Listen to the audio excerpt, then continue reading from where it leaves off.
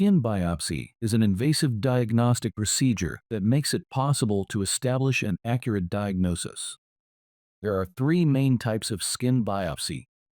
The first type is a punch biopsy. The doctor disinfects the skin, then administers local anesthesia, after which a special cylindrical instrument is used to collect a column of skin tissue. The instrument is rotated to the required depth, allowing a sample of the desired size to be collected. The obtained material is placed in a preservative solution and sent for histological examination, and the wound is closed with one or more sutures.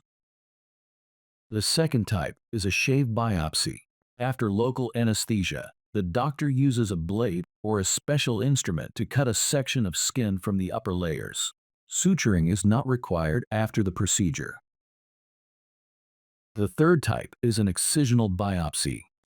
It differs from the previous methods in that the doctor completely excises the pathological lesion, including a margin of unaffected tissue, and then sutures the wound. The removed specimen is subsequently sent for histological examination.